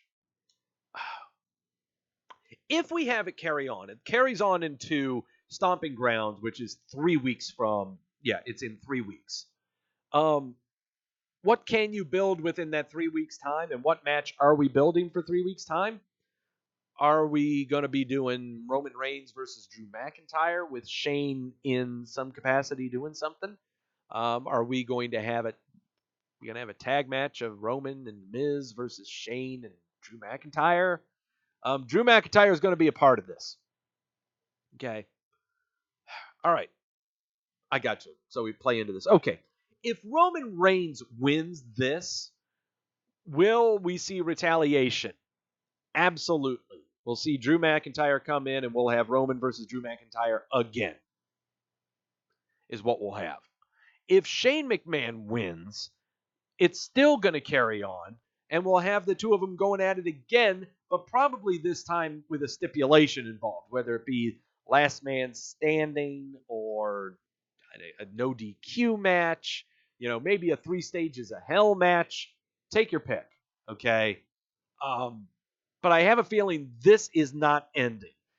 This program is not ending, even if either one of them win, because Shane will be involved in whatever the hell Roman is doing in some capacity. This will go on after Friday. I definitely see it. It's just, how do we have it carry on more effectively? And by God, can we really put that much stock in the creative writing team of the WWE to figure this one out? Not really. Reason it's not ending is to pick Shane, probably. I think it makes for better matches in the long run for this program to keep going, is for Shane to win. The shittiest way for this program to go forward, you're asking, is just to end it abruptly. Shane wins and it ends abruptly. That's the worst way to do it, but that's not happening. That's not happening. I'll take Shane. I pick Shane. I'll take Shane in this one. If I don't lock it, that means I need to make 3 locks in these next 5 matches. I put way too much thought into this one, so I can't lock it. I just cannot lock this one. Yeah. Shane winning via shenanigans, absolutely. Take your pick of who runs in. Drew McIntyre, Elias, Revival. Usos can come in and make a save. The Miz can come in and make a save. I mean, we're looking at a potential all the way until Survivor Series with this program. Okay? So, yeah. Yeah. Taking Shane on that one, but I can't lock it. Well, here's a simple one. This one's really, really simple. The Demon, Fons Balor, defending his Intercontinental title against Andrade, narrowly escaping the clutches of the Milk Carton, did Fons Balor. This one's a no-brainer, right? Right? I'm not going to hear any arguments about this one. Of course not. Balor successfully retains, and I'm locking it. You're not going to have the Demon, this guy, in all of his getup, losing. You're not. Not in an exhibition show in Jeddah, North Dakota. So yeah, Balor. Perfect. Easily. No brainer. Kofi Kingston defending the WWE title against Dolph Ziggler. This is a no-brainer. Another no-brainer. Another easy lock. Kofi Kingston successfully retaining. Because a lot of people are saying that basically a flare was shot in the air because Kevin Owens didn't want to go to Jeddah, North Dakota. And who can blame him? Jeddah, North Dakota is a shit of a town. And so they shot a flare in the air, and out came Dolph Ziggler for the save. That's not why this match is happening, okay? This match was scheduled to happen a long time ago.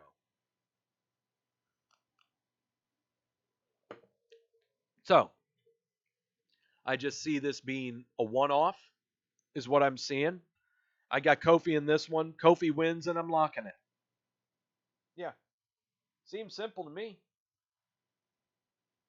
Seems very, very simple. I wish that all of my prediction shows were this simple.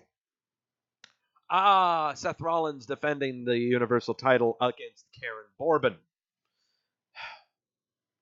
Bork Laser is suspected to be cashing in during this show. Would he cash it in during this match or after this match? I am not anticipating a cash in.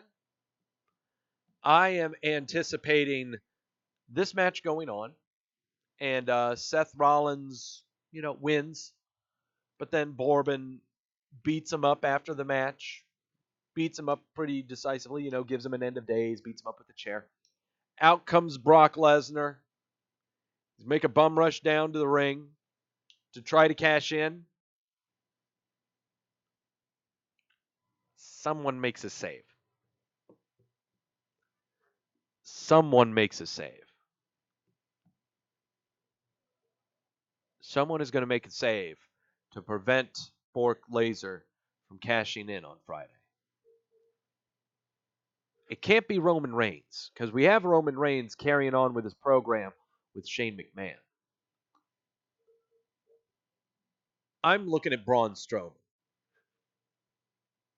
I'm looking at Braun Strowman being the save.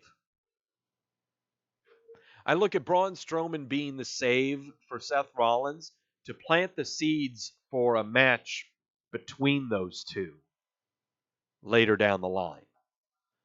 You'll see a team of Seth Rollins and Braun Strowman going up against Baron Corbin and Bobby Lashley. It starts writing itself. And this can carry on into another program where it's Seth Rollins and Bobby Lashley. And then carries on inevitably further down the line with Seth Rollins and Braun Strowman. All of this leading up to WrestleMania and my inevitable main event of WrestleMania being Seth Rollins versus Roman Reigns and Bork Laser cashing in the Money in the Bank contract. Sound plausible? Fantasy bookers unite. Come on. Come on. Does this sound plausible? It sounds plausible to me. It sounds very simple. Sounds incredibly simple. Okay? So, first off, I've got Rollins winning. Okay? Rollins wins.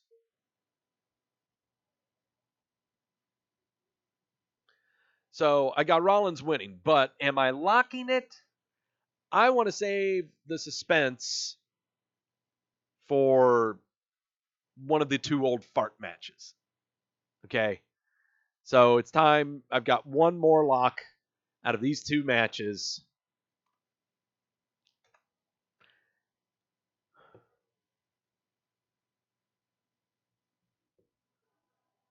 Photoshop Triple H squaring up against actual Randy Orton. For the love of God, why are they using that picture of... That is not Triple H. First off, that is not him. He does not have that long of a neck. Okay, what is this? All right. Triple H, Randy Orton. Who's the baby face in this? Who's the heel? Who's the baby face in this? I don't know. I really, really don't know.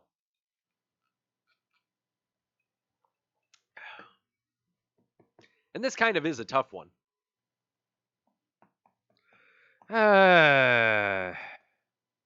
It's such a random match, too. It's really so random. They've only been building this up with video packages for the past 2 or 3 weeks. Randy Orton almost got on the milk carton. Okay? This is going to be a dud. This is going to be a dud.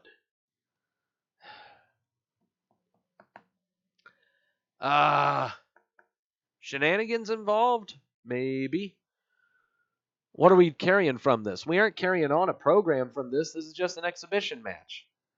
I can't lock this one. No way. So that means, okay. Well, yeah. It means I've got to lock Goldberg Undertaker, and that's okay. Something tells me I should take Triple H in this one. I should. I should take Triple H in this one. Yeah. Yeah, take that. I'll take Triple H. I'll take Triple H. Only because, again, this is a Super Showdown. It's an exhibition. You know? Questions of Kid asking for a Batista run in. No, he's done. Batista's done. He's not coming back. I don't see run-ins happening here. I just don't see it. This is just random. This is just a completely random match. That's why I see Triple H winning this. All right, finally, the main event.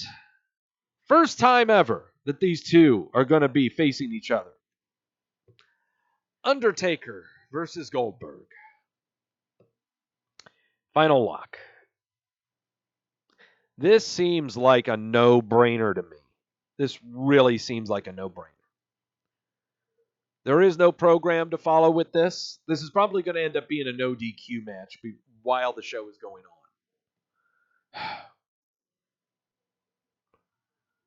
It's going to be a no DQ match. No one else is going to show up. It's just those two. For the love of God, come on. Are you actually going to have him lose? Are you actually going to have them lose? When I talk him, I'm talking Undertaker.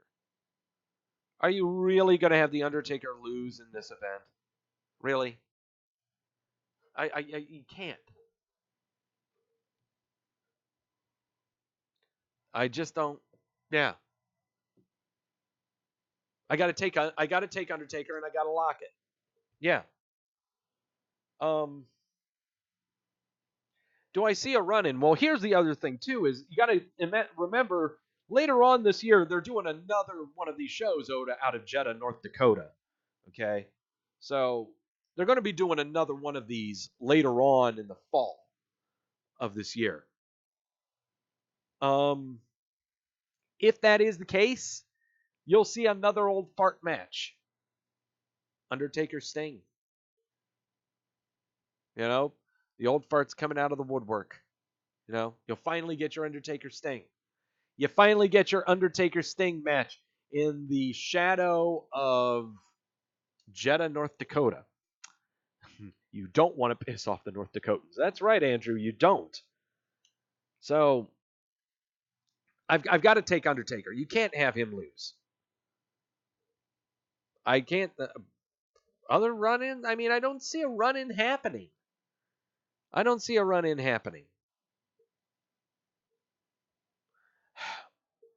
Yeah, that's it. Yeah, I can't dwell on that. I really can't. It's going to give me an aneurysm. Okay, I just can't. So, that's all of them. Time to recap these picks. Okay. Because seriously, it's an exhibition show. There's nothing really that we're bringing out of there are no programs that are coming out of this, except for maybe two that might be prolonged, okay? There aren't a lot of programs. There are just really one-off matches, is what the show is chock full of, okay? 50-man Battle Royal is a one-off match. There's no story to come from it. I've got Drew McIntyre winning that. Lars Sullivan versus all of the Lucha House Party. There's no program to come from this. This is supposed to build up Lars Sullivan, and that's who I'm picking to win that match. Braun Strowman versus Bobby Lashley was piecemealed together. Seriously, there was no reason that's why they're doing it. It's a piecemeal match. I've got Braun winning this one, and I'm locking it. There's nothing to come from this match. Shane McMahon versus Roman Reigns is I think, only one of two matches on this entire card that has a program built into it. So I've got it. I'm taking Shane reluctantly because I think this program is going to keep on going. If Roman wins, I don't know how it would carry forward unless other people joined in. Finn Balor is the Demon versus Andrade. There was no build up to this at all. It's a one-off match. Of course you're going to pick Finn Balor, and I'm locking that. Kofi Kingston versus Dolph Ziggler. This was in the cards to do. This was a great match to put together to build up Kofi Kingston, but there's no real program to come from this after this match. Dolph Ziggler is going to go back to doing whatever the hell he's doing. He has no ties with anyone else going on faction-wise. No nothing else. It's just a lead into Kofi and the New Day going up against Kevin Owens and Sami Zayn. So, no. This is a one-off match.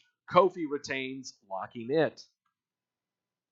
Seth Rollins versus Karen Corbin. This match was set up only last week when they did a fatal four-way to see who would be a number one contender. The story of this match is if Bork is going to cash in. And that's the story of the match. Is Bork going to cash in? That's it. It has nothing to do with these two guys in the ring. It just has to do with Bork. That's it. And it's more about the run-in that happens. And the run-in I see happening is Braun Strowman, because he wanted to have a piece of all of this as well, you know? He wasn't able to get the Money in the Bank contract because Bork laser attacked Sami Zayn, hung him up from his feet, and caused Triple H to think that Braun Strowman was the one who did it, and Braun got kicked out of the arena.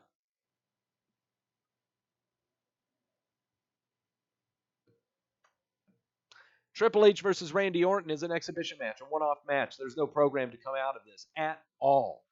But I've got to take Triple H to win this one. And finally, Undertaker versus Goldberg, one-off match. It's just a cameo match. It's something for everyone in Jeddah, North Dakota to be happy about. You got to lock the Undertaker because I just cannot see him losing in exhibition matches like this. And there you go. Those are your predictions. We are going to go 22-0. Oh, 9-0. We're going to go 9-0. Beef up our record to be above 600. Yeah. That's what it's going to be. Yeah, not many people are... No, that's not... Yeah. Nope. That's what I'm doing. And I'm very confident in that. So that's going to be all that I got to say about that. Thank you all so much for tuning in to Wrestleview Weekly with the greatest of sources. I love it when I go undefeated. I hope to go undefeated again. I'm running low on the Johnny Walker Black. I'm going to have to get some more. Doug to beat Undertaker's streak? I damn well hope so. Stuff that is happening here. I mentioned before, yes, hopefully next week I will be sitting down to talk with you guys on this show next week about binging on 205 Live. It's a project I've been doing. Been trying to binge on 205 Live post WrestleMania. Okay. So I'd like to really talk about that show because it's something that's not really talked about that much. And I'd like to give it its due. Okay. I've caught episodes of NXT UK and watched the TakeOver show. 205 Live hasn't really gotten its proper due. So I thought, binge on some 205 Live. I was planning on doing that for this week's show, but totally forgot we're in Jeddah, North Dakota on Friday. So yeah, got that coming up. Also, hope that Mike and Victoria are feeling a heck of a lot better so that you can tune in on next Monday after Raw to check out their commentary for the post-Raw recap here on the Wrestleview YouTube channel. Also, the AEW Double or Nothing show that occurred back on Memorial Day weekend. I have got it in my computer, and I plan sometime later this year, not right now, but later this year, to be doing a live watch-along with myself, you guys with me, not me with me. That would just be creepy. You guys watching with me, watching Double or Nothing, on the Twitch. Because the Gestapo here on the YouTubes, no, they wouldn't do that. I think that's considered hurtful language. So, yeah, Twitch show coming up very soon involving Double or Nothing. Watch it alongside me. I will not be wagering any shots of tequila or anything because I will just be drinking during the show. I need to take a poll with you guys when it comes to that show that we do, when it comes to what time of the day is great for you guys, when you'd like to watch it, what day, what time, when all is it good for you. Because if it's good for you, it's good for me. Yep, and don't forget to tune in on this next week. 205 Live binging, the results of the Super Showdown. How much will I be drinking? I hope none. I am going to be drinking, but I hope it's going to be that Johnny Walker Black. Because it is so good. Yes. So, till then, thank you all so much for showing up. Everybody in the chat room, thank you all so much. Can't remember all of your names. You better remind me now, or else shut up. Andrew, Quentin, Lewis was in there. I saw Tim. I saw Shane. I saw Gills. I saw Kit. I saw Grash. I saw Quentin. I saw CJ. Daniel was in there. Everyone. Shifty was in there. Yes. Grash, I think I mentioned you. Bye, Brian. Everyone, thank you all so much for showing up. And as always, know when you're being sold to.